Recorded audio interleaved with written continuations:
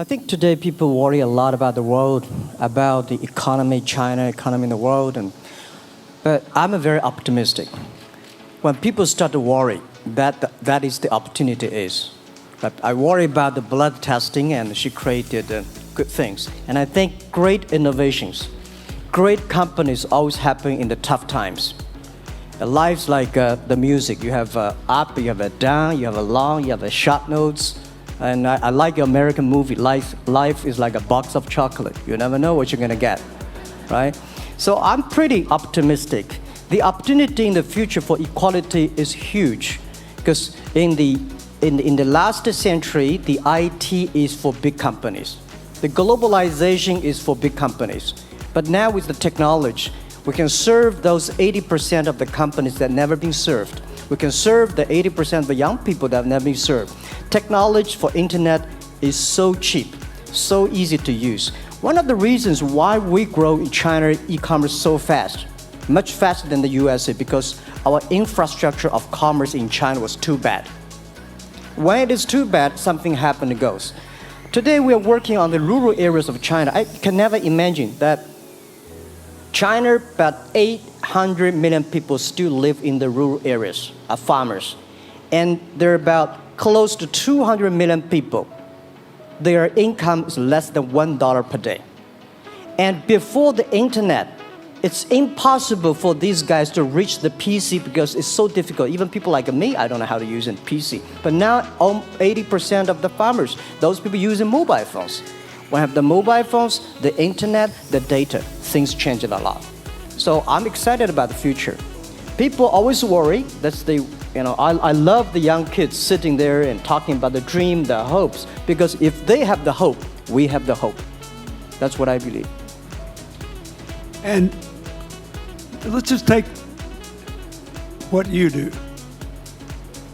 And I've loved every description I've ever heard about how you serve people, and your story about the bamboo farmers and your wife and her friends. It was fabulous. But where's this going?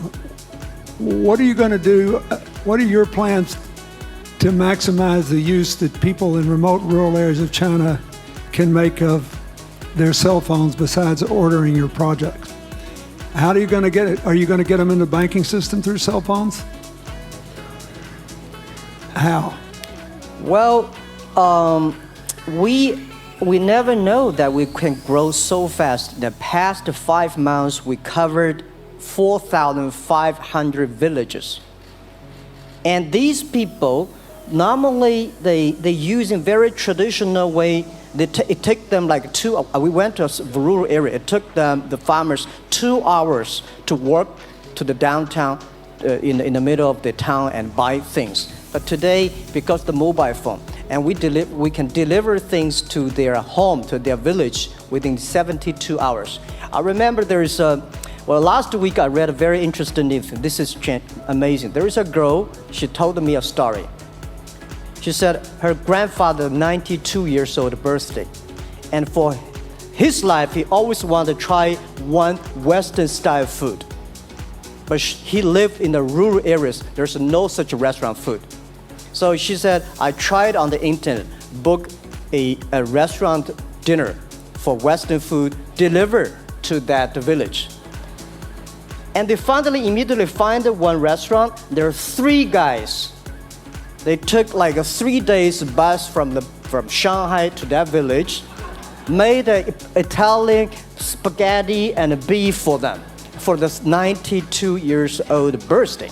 And whole village was excited. Everybody started, wow, we can order food, Western style food. So buying almost everything. And also we're helping, there are a lot of farmers, they plant a lot of apples, great apples. But 90% of the apples rotted because there's nobody buy them. They normally buy by track. If you sell the apples, they sell whole track. And using the traditional way, they can sell by whole basket of the apples. But now, because of the internet, they sell by one. Each apple they sell $1. or 1 RMB or 2 RMB for each. So the farmers see using internet, they can buy and sell using the mobile phone. That changed their lives. And I think it's exciting. And people need examples when they see, well, my neighbor made money through online to selling things. My neighbor buy much interesting things online. People start to learn, and more people start to buy the mobile phones. We cannot make all the mobile factories to sell phones to them. Only they know the mobile phone really works, helping change their lives. They start to buy the mobile phones. Just one more question, and then, do you think this will make the current problems like the current problem in China less likely? That is, if we'll have more market information and the market will drive where the investment goes, instead of the government trying to make judgments about, I better build another housing development or office development here, there, or yonder, and you wound up with a bubble. Well, if it comes from the bottom up, is it more likely that fewer bad things will happen? Yeah, I think the last week I was in Seattle discussing about the China economy. I think you American people worry too much about the China economy. Well, you see, every time when you start to worry about China goes better. Every time you think China is in problem, we'll get better. But when you have to say, you have a high expectation of China always a problem. Like parents have the expectation of the kids, are the same. But there's a big difference between American consumption, because people say, well, the economy is bad, so China consumption will be good low. No, totally different. You Americans love to spend tomorrow's money. And the other people's money, maybe. Or maybe the children's money. We Chinese love to save money. We are probably the largest country, the safe deposit in the whole world because we've been poor for so many years. When we make money, we put in the banks because someday we know the disaster is coming, so we can spend the money. So when the economy is bad, we still have the money to spend. You guys probably don't. You worry. And the second thing is that China been focusing on developing for the past 30 years. China government so strong on investment, so strong on exporting, but they are too weak on the domestic consumptions. Domestic consumption is not driven by government, it's driven by entrepreneurship, driven by the market, not the government. So in the past 20 years, government is so strong. Now they're getting weak. It's our opportunity. It's our showtime to see the market economy, entrepreneurship, how we can develop the real consumption. I think if the China develop the great consumption, we have a 300 million middle class. In next 15 to 20 years, we're gonna 500 million middle class. We need to import a lot. So when we start to import, that's great. I worry a lot when we export. When we export, we got a terrible sky, we have a terrible water, we have a terrible environment. When we start to import, we got to be better. So that's all the great opportunity, guys. Be happy about that. I'm serious. I agree with that. I'm serious. Yeah.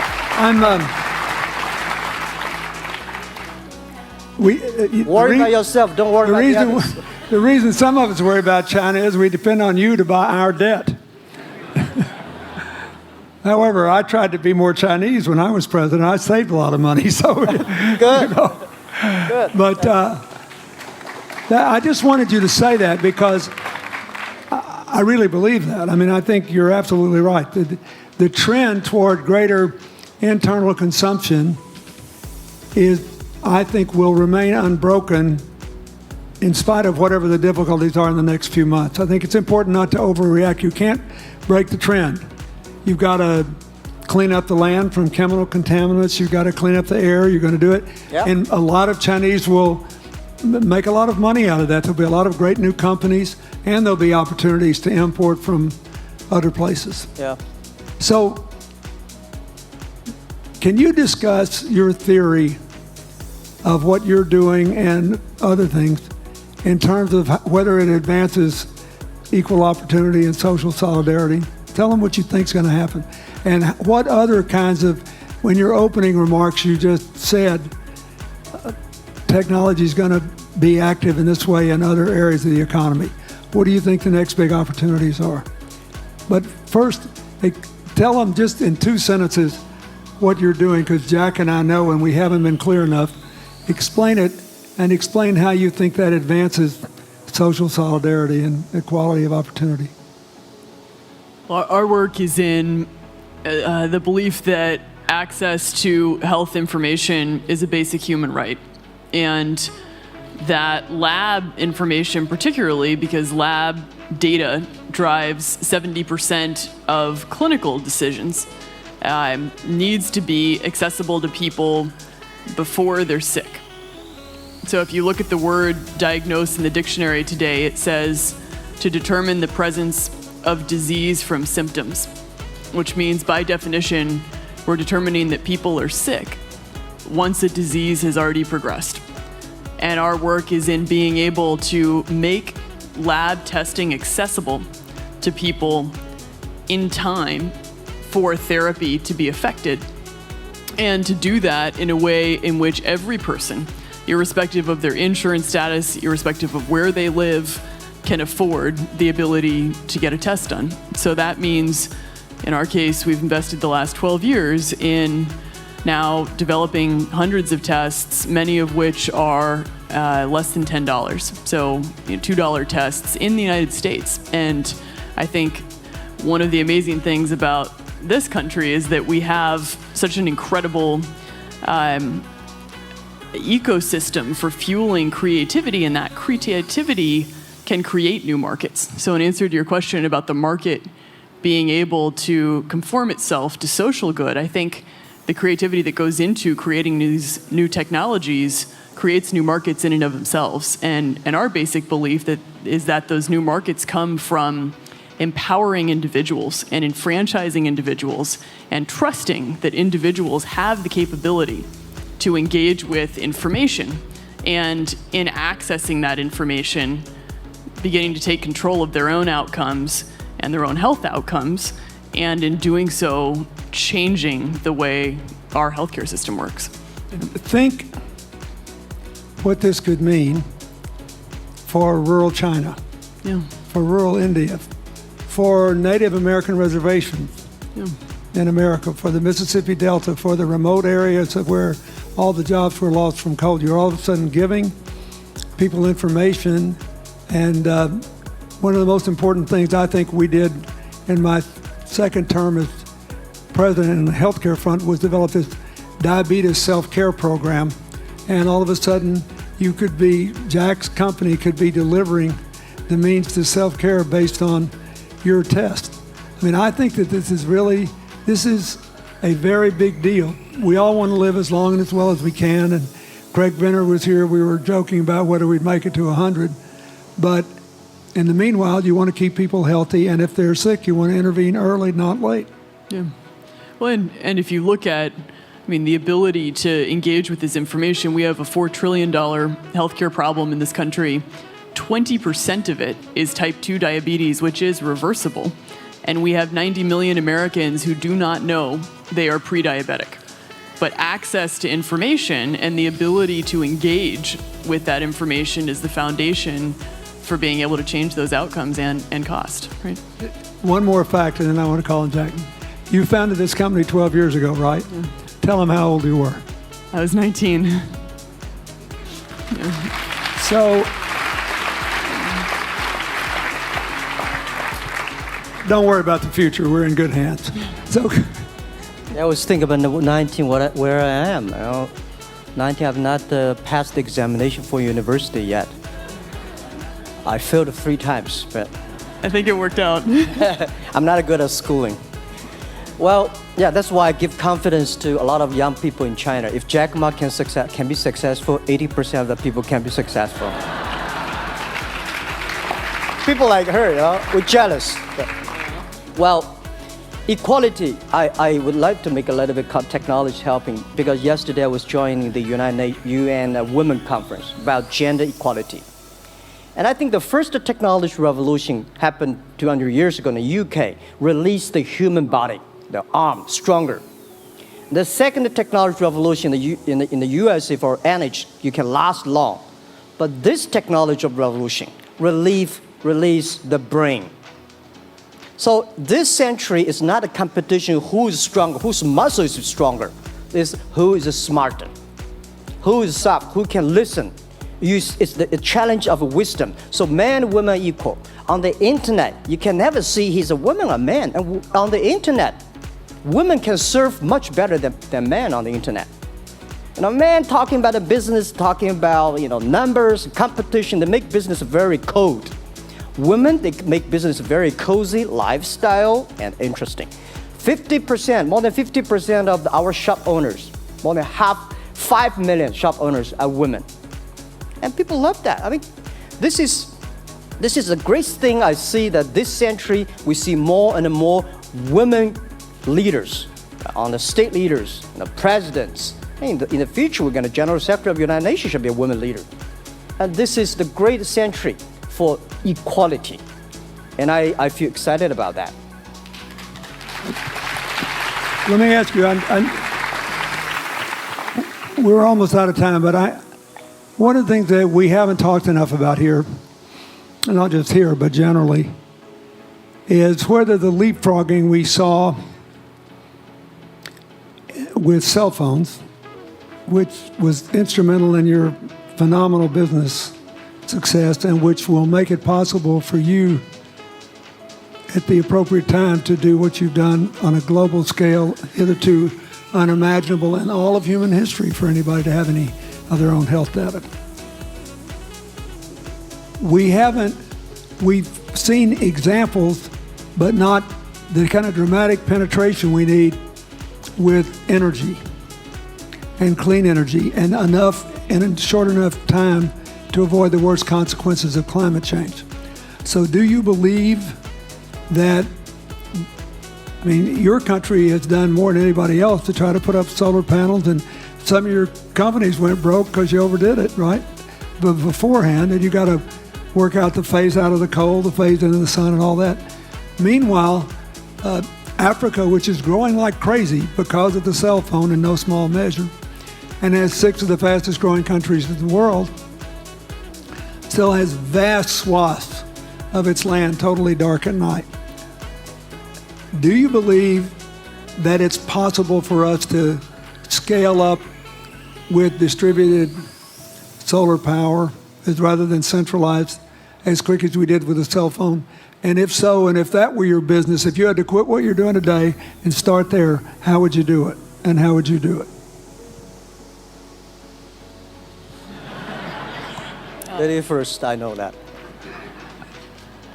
I'm such a huge believer in technology, and I think especially right now, we're at an incredible time in terms of new technology and the ability to apply technology in a scalable way towards solving some of these problems. So I would look at it in the context of some of the renewable solutions that we already have, and in the context of empowering, connecting individuals with access to those solutions, and in the context of creating markets around them. I think that there's real opportunity to actually create an ecosystem in which people can financially benefit from these solutions, and I think that's going to drive an adoption. I think in developing economies, there's a revenue stream associated with that, and the more we can turn even already some of the technologies that we have into markets, the more that we can fuel, I believe, local growth and individual engagement in beginning to adopt some of these solutions. And just related to that, Jack, you answer it, and then I'll ask you one final question. Yeah, I am a strong believer that technology can make world much better, because people say China economy is getting slower. I'm happy about the 7%, even 5%. Even 5% of the GDP of the number of China, of the second largest economy, is big enough. But you don't expect China to keep on growing 11%. Because like one human body, when you're 1.8 meters tall, you cannot keep on like a 10% grow every year. You have to grow the quality, your mind, the wisdom. So I think China needs new technology to solve these problems. And which today, the data, the clean technology, all these things that China is supposed to do, if we keep on the tradition, the old ways, we'll go nowhere. This is why I feel excited because people ask me, what is your dream now? Because I never thought I would be today. I can sit here talking to president. I'm like a guy, on the street and like failed 3 times for university, 5 times for high key schools. I applied for 10 times in Harvard school, all rejected. I never thought, because of the technology, because the internet gave me this opportunity. So I think when I retire, I don't want the Chinese people have a terrible water to drink, unsafe for food, and the money we make all spent in the hospital. That's disaster. So how we can using the technology to enable young people, the great chance of this world, don't worry about it. We got 1.4 billion people who were born in 1980s. They are the people of the internet times. They are going to have new ways to solve the world problems. The things you are worried about today, they can solve it. And human beings have these kind of worries for centuries. And young people can always solve it. And today, when you have a right direction, clean energy, the climate change, all these issues, they will be solved, and these are the great opportunities ahead of us. Anything else? I agree with that. I think the more we can enfranchise people, the more we can create ecosystems in which individuals are empowered, the more we give rights to individuals to be able to build businesses, to be able to pursue the economic benefit of technologies, the more you see these markets change. Before they leave the stage, I want you to look at them. And I want you to think about the time we have had to spend here dealing with the refugee problems in Syria and Lebanon. Stand up, Elias. This is my friend Elias Bousab. He is the education minister in Lebanon. He's got to educate all these kids. And so he left a miracle that very much reflects the lives that Elizabeth and Jack have lived. He was in a very responsible position at the American University of Dubai. They started bringing American scholars over there to live in an Arabic culture. He did all these wonderful things. Lebanon got in trouble. He went home to save his country. What is the difference? How much more could he and every smart Lebanese person do if they could focus on these things? And why can he not? Because the place is dominated by people who think their differences are more important than their common humanity and their common challenges. You cannot imagine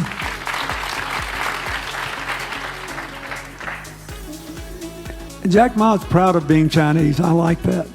He never hid it. He's happy about it. I'm proud to be a global citizen too. Yeah. Yeah. And I imagine Elizabeth's proud to be a blonde-haired, blue-eyed American techno whiz from Northern California. Yes. But they not a word either one of them has said has defined the meaning of their lives or the direction of their work with negative reference to someone else. My friend Dikembe Mutombo, stand up. No, you don't have to stand up. It'll hurt you too much. You're an old man. My 7'2" tall friend was just inducted into the National Basketball Association Hall of Fame. And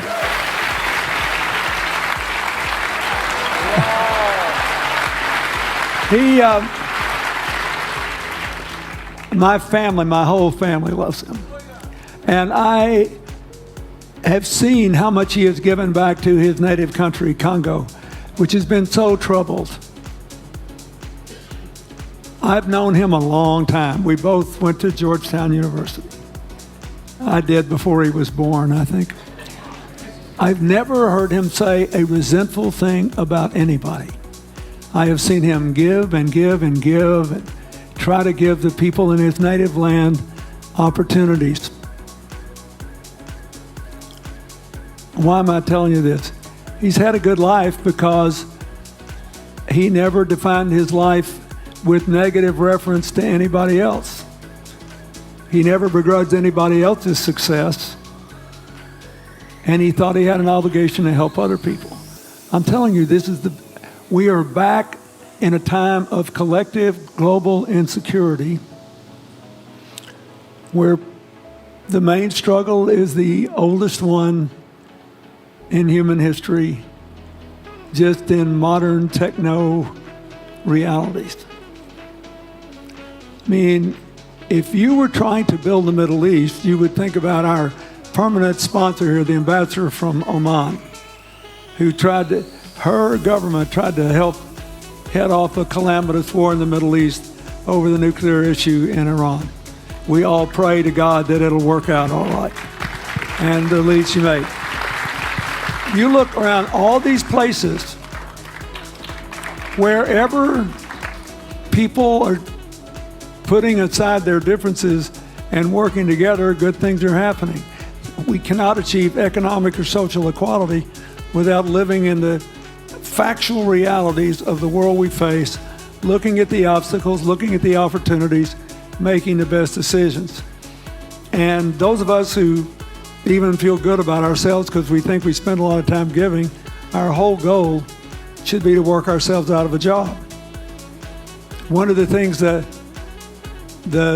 Bill and Tanny Austin are sitting there with Starkey, they started giving away hearing aids, and then they decided, well, we better teach these young people how to speak. If they get the gift of hearing, they'll have to learn that. So they got into the education business. Sonny Varkey got into the education business and decided somebody ought to do something really dramatic to remind people that the only people that really matter are the teachers. So he gave the first Global Teacher of the Year award last year, and an international panel gave the prize to a teacher from Maine who promptly gave the entire $1 million to her school. The woman never made any money in her life. She gave all the money away immediately. The future is going to be forged by people who think of how to use the modern tools that we are given, as Elizabeth and Jack have, to create opportunity through empowerment. And it will not be a straight line. It's too many moving parts. But I just want you to think about that. The reason you feel good looking at them is that you identify with them even though they're different from you. And that's basically where we are all over again, and we can't slip back. We can't give up. That's why when we had the Prime Minister of Italy and George Soros talking about the future of Europe, and George said it was coming apart, and the Prime Minister said, no, it doesn't have to come apart if it's about something more than economics. I thought it doesn't have to come apart if you will it not to. And you put yourself on the line for it. There are no guaranteed outcomes today, but you can guarantee that the trend is right. So go ahead, Dee, we're going to say something, weren't you? Yeah, I just wanted to add, I mean, as we're talking about the future and from my own experience and looking at all the faces here, I think a huge part of the answer to your question is also to raise our little girls with the stereotype that they can be the best in engineering and science and math, because when they do in all of these industries, it changes everything. And we need to do that in this country, and we need to do that as parents in other countries. You know? Yeah, I was thinking about what you say. I think about when you talk about problems, you normally is like a politician. When you talk about opportunities, that the business people. I was thinking about how we can using all the problems that change the problem become the opportunity. And I don't know. I just feel excited when people talk about problems. I think think about if you can solve one of them, that's the chance. And today, nobody live in this century has so many opportunities and so many tools they can use to change other people's life. And I think in the last century, which I call the IT time, this century is called the DT time, data technology. IT is to empower yourself, make yourself strong. DT is to empower the others. When you empower the others, you empower your future, yourself. So when I listen to you talk, I agree, and I think that's why we were born in this century. That's why how we can use the internet to help more people. Let's give him a hand. Thank you.